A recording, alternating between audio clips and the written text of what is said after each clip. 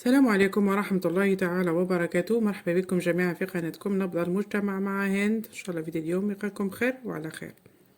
في عالم اعتدنا فيه الحديث عن البطولات، عن الألقاب، عن الكؤوس، تظهر أحيانا قصص لا يكون فيها البطل لاعبا في الملعب، ولا يكون الانتصار مجرد هدف في شباك الخصم، بل يكون انتصار إنسان على الألم، على الخوف، على أقصى امتحانات الحياة. مش رح نحكي عن كرة القدم فقط، رح نحكي عن أب، عن مدرب، وعن طفلة صغيرة غيرت مسار البطولة، بطولة كاملة بكلمة واحدة. قبل انطلاق البطولة الأفريقية بيومين فقط، تلقى مدرب المنتخب السنغالي المدرب بابي ثياو خبرا لم يكن مستعدا له أبدا، خبر يهز القلوب قبل العقل. ابنته الصغيرة مصابة بمرض السرطان، ربي يشافيها إن شاء الله يا ربي، ويشفي كل مريض يتألم في صمت.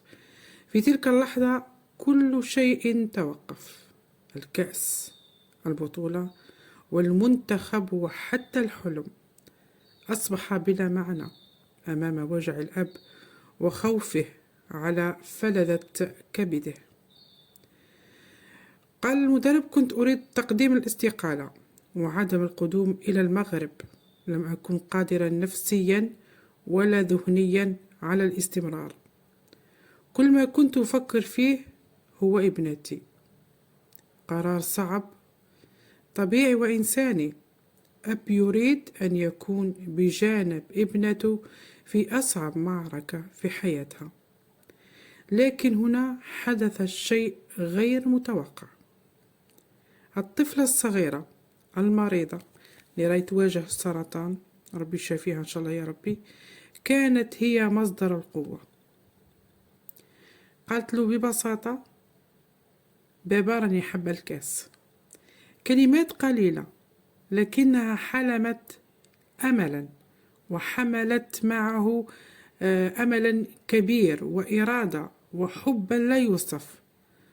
تغير القرار وتغير المسار، وتحولت البطولة من منافسة رياضية إلى وعد أب لابنته.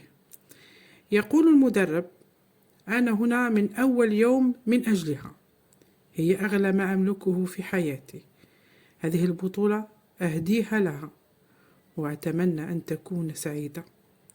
دخل المنتخب السنغالي البطولة وهو يحمل قصة، يحمل وجعا، ويحمل حلم.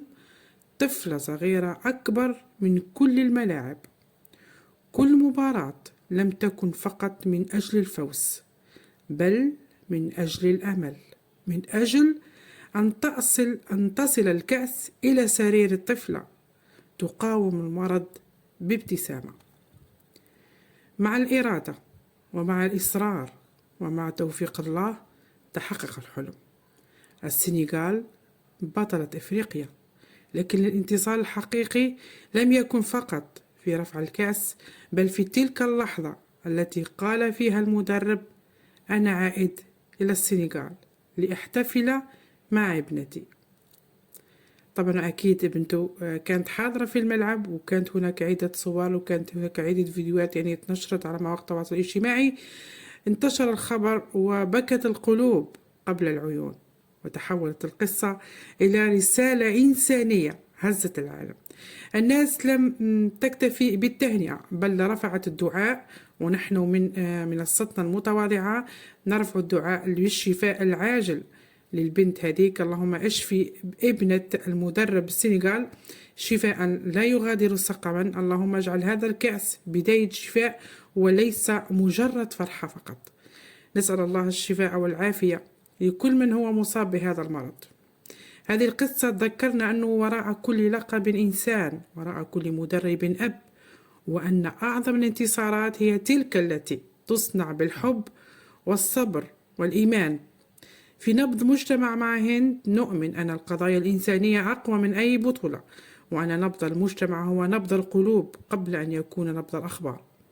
دعونا الصادق طبعا بالشفاء العاجل لتلك الطفلة، وأن تبقى هذه القصة شاهدا على الإنسانية الأعظم، أعظم من كأس يمكن أن يرفع.